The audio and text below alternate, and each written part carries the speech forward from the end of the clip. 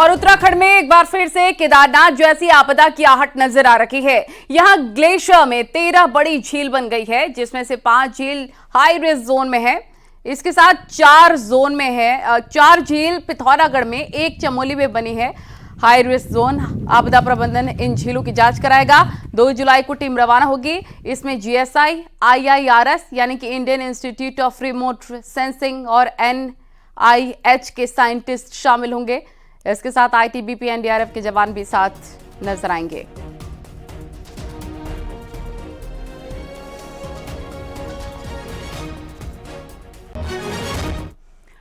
उत्तराखंड में एक बार फिर से केदारनाथ जैसी आपदा के हालात बन रहे हैं, क्योंकि उच्च हिमालय क्षेत्रों में वैज्ञानिकों ने 13 ग्लेशियर में झील चिन्हित की है, जो कभी भी टूटकर निचले इलाकों में तांडव ला सकती है।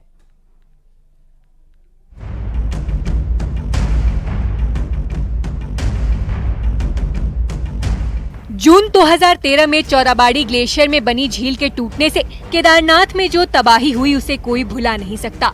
इसके ठीक 8 साल बाद 2021 में चमोली में ग्लेशियर टूटने से धौली गंगा में सैलाब आया, जिसमें रैणी गांव में 200 से ज्यादा लोगों की मौत हो गई।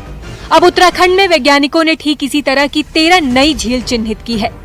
धौली गंगा से लेकर पिथौरागढ़ की दारमा वैली तक में मिली इन 13 झील में से 5 झीलों को हाई रिस्क कैटेगरी में रखा गया है, जो काफी बड़े आकार की हैं, जिसमें से 1 चमोली तो 4 पिथौरागढ़ जिले में है। ऐसे में आपदा प्रबंधन विभाग 2 जुलाई को वसुधारा ताल के लिए एक वैज्ञानिक टीम भेजने जा रहा है। तो 2 जुलाई से लगभग यहाँ वसुधारा में जा रहे हैं और वहाँ के लिए पिथौरागढ़ में 4 लेक हैं। उसके लिए जैसे ही ITBP की इन्फॉर्मेशन आएगी कि अब लेक मेल्ट कर गया है, अब स्टडी के लिए बिल्कुल रेडी है, तब हम प्लान कर लेंगे वहाँ भी जुलाई अगस्त में उसको भेजना है। अब जो झील कभी भी बर्बादी ला सकती हैं, उनमें चमोली में धौली गंगा बेसिन में वसुधारा ताल, पिथौरागढ़ की दारमा घाटी में 2 झील, पिथौरागढ़ की लसार यांगती वैली में 1 झील, पिथौरागढ़ की कुटी यांगती वैली में भी 1 झील। ये सभी झील 4300 से 4900 मीटर की ऊंचाई पर मौजूद हैं। वैज्ञानिकों का कहना है कि ग्लेशियर में बनने वाली झील मिट्टी, पत्थर और रेत से भरी होती है और पानी के साथ यही मलबा झील टूटने के बाद तबाही का कारण बनता है। सरकार अगर इसकी मॉनिटरिंग प्रॉपरली करती है, किसी एजेंसी को उसकी जिम्मेदारी देती है, तो उनको जिम्मेदारी ये भी देनी चाहिए कि अगर ये फट गई लेक, तो इसका जो पानी आएगा, जो नीचे जो है बाढ़ लाएगा, उससे कहाँ तक जो है कौन सा क्षेत्र प्रभावित होगा, तो उसको चिन्हित करके वहाँ पर पहले से ही जो है लोगों को अलर्ट कर देना चाहिए। ग्लेशियर लेक की इन सूचनाओं को लेकर सरकार अलर्ट मोड पर आ गई है। अभी इन झीलों का आंकलन सैटेलाइट तस्वीरों के आधार पर किया गया है। अब फिजिकली साइंटिस्टों की टीमें ग्लेशियर एरिया में भेजकर इनका आंकलन किया जाएगा। उसके बाद ही कोई फैसला लिया जा सकेगा। देहरादून से न्यूज़ 18 के लिए सुनील नवप्रभात की रिपोर्ट। और ऋषिकेश से खबर, यहां पर लक्ष्मण झूला क्षेत्र में भारी बारिश के बाद मलबा आ गया, जिसमें कई गाड़ियां फंस गई हैं। अचानक से आई बारिश के बाद बरसाती नदी में मलबा आ गया है, जिसमें कि कुछ गाड़ियां फंस गई हैं। बाद में SDRF ने मौके पर पहुंचकर गाड़ियों को निकाला है और बंद रोड को भी खुलवाया है।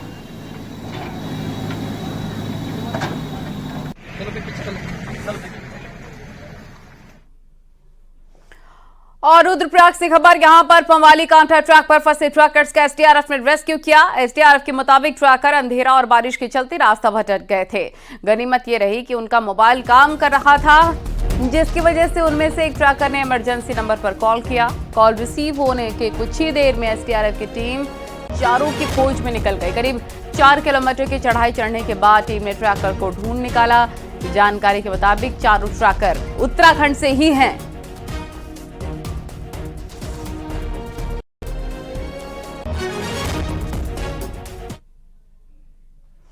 मुख्यमंत्री पुष्कर सिंह धामी ने नई दिल्ली में रक्षा मंत्री राजनाथ सिंह से मुलाकात की। सीएम धामी ने राजनाथ सिंह को रक्षा मंत्रालय का दायित्व दोबारा मिलने पर बधाई और शुभकामनाएं दी हैं। सीएम धामी ने रक्षा मंत्री से पर्यटन नगरी नैनीताल में पार्किंग सुविधाओं के विकास के लिए नैनीताल में रक्षा संपदा विभाग की भूमि को राज्य सरकार को उपलब्ध कराने पर सहमति देने का अनुरोध किया। रक्षा मंत्री राजनाथ सिंह ने मुख्यमंत्री पुष्कर सिंह धामी को हर संभव सहयोग किए जाने की बात भी कही। और मुख्यमंत्री पुष्कर सिंह धामी ने आज दिल्ली में बीजेपी के राष्ट्रीय अध्यक्ष और केंद्रीय मंत्री जेपी नड्डा से भी मुलाकात की। सीएम धामी ने उन्हें केंद्रीय स्वास्थ्य और परिवार कल्याण मंत्री के साथ राज्यसभा में नेता सदन बनाए जाने पर बधाई दी है। इस दौरान सीएम धामी ने उन्हें उत्तराखंड के ब्रांड हाउस ऑफ हिमालयाज के स्थानीय उत्पाद भी भेंट किए।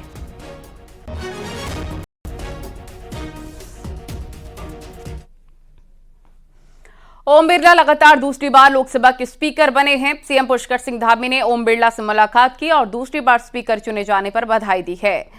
सीएम धामी ने कहा कि पिछले 5 साल ओम बिरला ने शानदार लोकसभा की कार्यवाही चलाई है।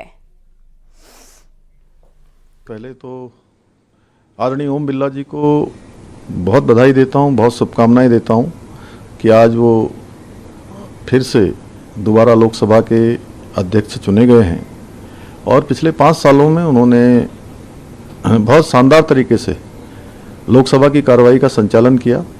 पक्ष विपक्ष सबको लगातार सुनने का अवसर प्रदान किया, सदन की परंपरा को कायम रखा और अगले 5 सालों के लिए फिर से वो स्पीकर चुने गए हैं।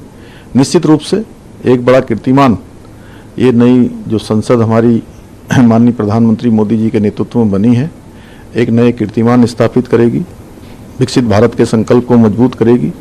एक स्वस्थ परंपरा, एक स्वस्थ बहस आपके नेतृत्व में संसद के अंदर होगी। मेरी बहुत शुभकामनाएं।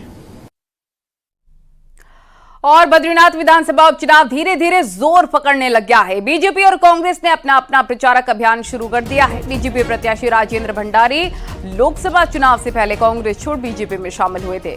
बीजेपी का कहना है कि कांग्रेस डूबती हुई नाव है और इस नाव में कोई भी सवार होना नहीं चाहता, इसीलिए कांग्रेस के नेता अपनी पार्टी छोड़ बीजेपी में शामिल हो रखे हैं। तो बीजेपी प्रत्याशी राजेंद्र भंडारी ने कहा कि मेरा सपना है चमोली जिले में एक मेडिकल कॉलेज खोला जाए, साथ ही किसानों को भूमि का अधिकार मिले, जिसकी लड़ाई मैं पहले ही लड़ रहा हूं। जनता पार्टी जहां भी चुनाव लड़ती है वो विकास के नाम पे लड़ती है, मुद्दों पे लड़ती है, राष्ट्रवाद पे लड़ती है और स्थानीय जो हमने विकास किया है हमारी सरकार ने उस पे लड़ती है। कांग्रेस के पास कुछ है ही नहीं, उनकी दुकान अब बंद हो गई है और भारतीय जनता पार्टी के जो प्रत्याशी हैं उन्होंने कांग्रेस इसीलिए छोड़ी कि कांग्रेस में जो है व्यक्तिवाद हावी हो गया है, परिवारवाद हावी हो गया है। मैं तो ये चाहता हूँ कि गोपेश्वर के अंदर मेडिकल कॉलेज होना चाहिए, जनपद चमोली के अंदर मेडिकल कॉलेज होना चाहिए और माननीय मुख्यमंत्री जी से अनुरोध करूंगा क्योंकि खोलना माननीय मुख्यमंत्री जी ने है, उन्हीं से मैं अनुरोध करूंगा और देखो आगे मैं कितना अपने मिशन में कामयाब हो पाता हूँ। तो मेरी दिली इच्छा है कि यहाँ पर मेडिकल कॉलेज होना। अगले 3 महीने के अंदर महत्वपूर्ण निकाय चुनाव होने हैं, जिसमें बीजेपी और कांग्रेस एक बार फिर से अपना दम लगाती हुई नजर आने वाली हैं। नगरपालिका रामनगर में बीजेपी कार्यकर्ताओं ने इसकी सीमाएं बढ़ाने का प्रस्ताव भेजा था, क्योंकि शहर का काफी ज्यादा विस्तार हो चुका है। ऐसे में उन्हें पालिका में शामिल करने से ज्यादा विकास और हो सकेगा। वहीं शहरी विकास मंत्री का कहना है परिसीमन का काम हो चुका है और इस समय सरकार का ध्यान सिर्फ निकाय चुनाव पर ही है। गांव ग्रामीण क्षेत्र के लोग जो इस सीमा विस्तार में आना चाहते हैं वो भी इसके लिए राजी हैं, तो सरकार को भी जो है इसमें कोई ऐतराज़ नहीं होना चाहिए। और इस क्षेत्र की जनता की जो है डिमांड है कि जो है रामनगर नगरपालिका क्षेत्र का सीमा विस्तार। नगर से सटे हुए कुछ ग्राम सभाएं ऐसी हैं जहां पर पूरा नगरीकरण हो चुका है, आबादी का विस्तार हो चुका है, वहाँ नागरिक सुविधाएँ चाहिए, तो वहाँ पर जो है नगरपालिका को एक्सटेंड किया जाना बहुत जरूरी, क्योंकि रामनगर नगरपालिका बहुत लंबे समय से एक सीमित दायरे में सीमित हो गई है। लोग निर्णय ले चुके हैं, चूँकि अब हम लोग अंतिम चुनाव के अंतिम पड़ाव पे हैं, तो कुछ सीमांकन हमने किया है, तो यहाँ का भी इसमें थोड़ा सुधार हमने किया है। बाकी आने वाले टाइम पे चूँकि सबसे पहले हमारी जो फोकस है, हमारा जो विषय है वो है चुनाव, तो इसलिए चुनाव को हम फोकस कर रहे हैं, उसके बाद फिर हम बातचीत करेंगे। आमतौर पर आपको बिजली का बिल महीने में एक ही बार जमा करना होता है, लेकिन उत्तराखंड में उपभोक्ताओं को साल में 12 से ज्यादा बार बिल जमा करना पड़ रहा है और यह हो रहा है बिजली सप्लाई करने वाले यूपीसीएल के सौजन्य से। कैसे ये गोरख धंधा चल रहा है, देखिए एक्सक्लूसिव रिपोर्ट।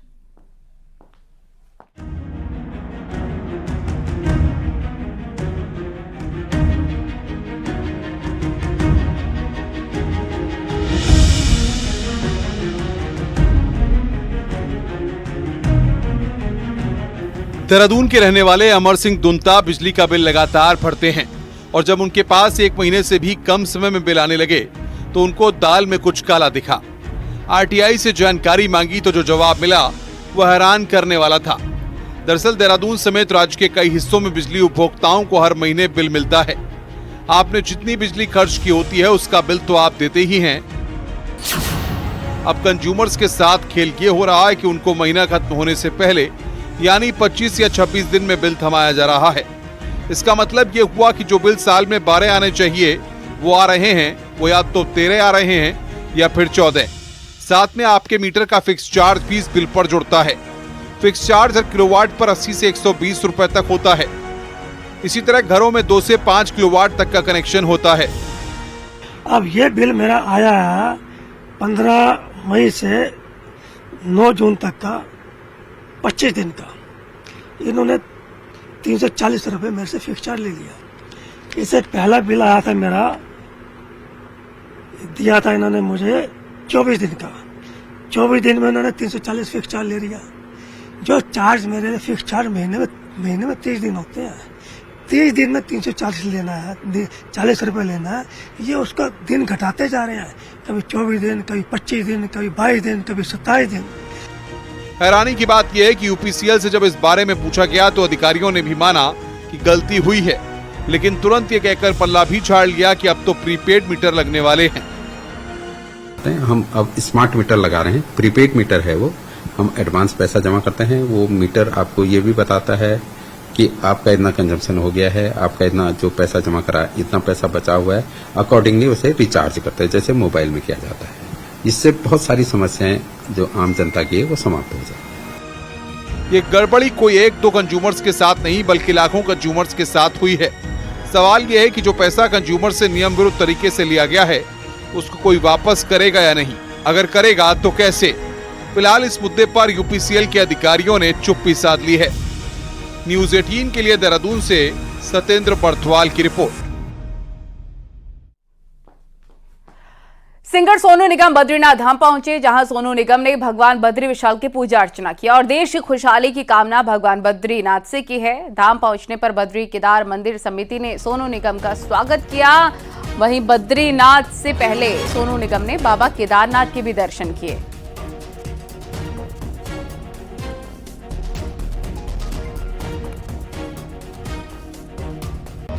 जाने माने सिंगर सोनू निगम ने आज भगवान केदारनाथ के दर्शन किए। सोनू निगम हेलीकॉप्टर से केदारनाथ धाम पहुंचे। मंदिर में दर्शन के बाद कई प्रशंसकों ने उनके साथ फोटोज भी खिंचवाई हैं।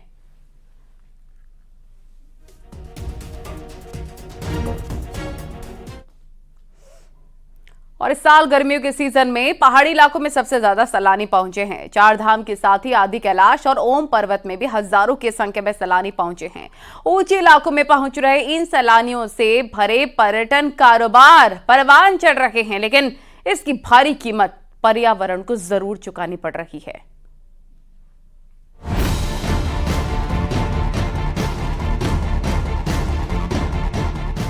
बीते सालों में कम बारिश और बर्फबारी के कारण ग्लेशियर टूट रहे हैं और एक रिसर्च के मुताबिक हिमालय रेंज में हर साल 20 अरब टन का आइस लॉस हो रहा है। ग्लेशियरों पर मंडराए इस संकट ने पर्यटकों की चकाचौंध को और बढ़ा दिया है। अकेले पिथौरागढ़ में बीते सालों में दारमा और ब्यास घाटी में लाखों सैलानी पहुंच चुके हैं। असल में ऊंचे इलाकों में रोड कनेक्टिविटी होने के बाद सफर आसान हो गया है। ऐसे में देश विदेश के लोग इन इलाकों में पहुंच रहे हैं। ग्लेशियर पे बहुत नुकसान पड़ेगा जब हम जाते हैं। when the people go there, it is going to leave behind lot of anthropogenic remains, including increase in temperature. इस सीजन आदि कैलाश और ओम पर्वत के दर्शन के लिए 25,000 से ज्यादा लोग पहुंच चुके हैं। वहीं हजारों की तादाद में लोग पंचाचूली की तलहटी तक भी जा पहुंचे हैं। कुछ ऐसा ही हाल पूरी हिमालय बेल्ट का है। हजारों फीट की ऊंचाई में लाखों की तादाद में पहुंच रहे सैलानी ग्लेशियरों की मौजूद स्थिति के लिए खतरा साबित हो रहे हैं और ग्लेशियर भी लगातार पीछे जा रहा है। ग्लेशियर की तरफ जो आवाजाही बढ़ रही है वो ग्लेशियर जैसे संवेदनशील क्षेत्रों के लिए बहुत ही खतरनाक है। इस पे तुरंत कुछ कार्रवाई होनी चाहिए। सभी हितधारकों को उसमें मिल के काम करना चाहिए। आवाजाही बढ़ती है, उसके आसपास कैंपिंग होती है, उससे माइक्रो क्लाइमेट पे बहुत बुरा प्रभाव पड़ता है। ऊंचाई वाले इलाकों में रोड बनने से सुरक्षा तंत्र तो मजबूत हुआ है, साथ ही पर्यटन कारोबार भी बढ़ा है, मगर इसकी भारी कीमत पर्यावरण को चुकानी पड़ रही है। न्यूज़ 18 के लिए किशन जोशी के साथ पिथौरागढ़ से विजय वर्धन की रिपोर्ट।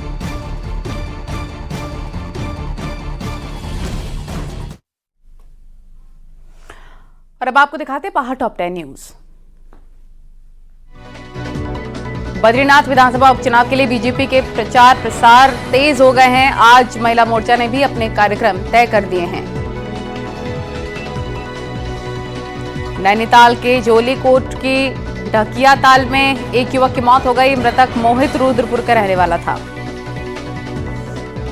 हरिद्वार के लक्सर में टायर फैक्ट्री से कर्मचारियों को निकाले जाने के विरोध में फैक्ट्री के गेट पर कर्मचारियों का धरना। कर्मचारियों को किसान संगठन का समर्थन। देहरादून में सेलाकोई थाना पुलिस ने चेकिंग के दौरान एक नशा तस्करों को गिरफ्तार किया, जिसके कब्जे से 264 ग्राम चरस बरामद। अल्मोड़ा शहर में आवारा कुत्तों से लोग परेशान। नगरपालिका को कुत्तों की नसबंदी करने के लिए कोई संस्था ही नहीं मिल रही। नैनीताल शहर में अवैध फड़ों को रोकने के दौरान सरकारी काम में बाधा डालने वालों पर कार्रवाई होगी। लाइसेंस को निरस्त किया जाएगा। पौड़ी में मानसून सीजन के मद्देनजर जिला पूर्ति विभाग ने 3 महीने का राशन ग्रामीण क्षेत्रों में पहुंचाया। अल्मोड़ा की रानीधारा रोड को कई दिनों से लोग धरना वहां दे रहे हैं। 2 साल से सीवर लाइन के कारण खराब सड़क अभी तक नहीं ठीक हो सकी। उत्तरकाशी के कफलो गांव में भीषण पानी की किल्लत। लोग रात भर पानी भरने के लिए अपनी बारी का करते हैं इंतजार। चक्राता के कई इलाकों में पानी की भारी समस्या। इसके चलते रोजाना महिलाएं दूर दराज से पानी भरकर लाने के लिए मजबूर।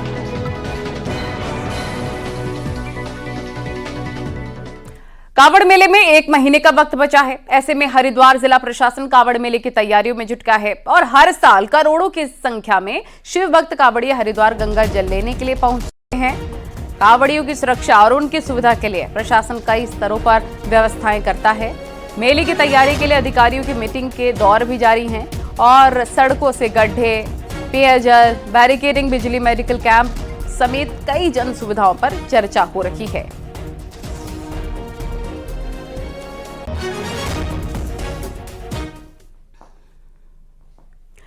पहले सौंदर्यीकरण के नाम पर करोड़ों खर्च किए गए और जब निर्माण पूरा होने वाला है तो अब तोड़ने की नौबत आ गई है। नैनीताल में ऐसा क्या चल रहा है, देखिए इस रिपोर्ट में।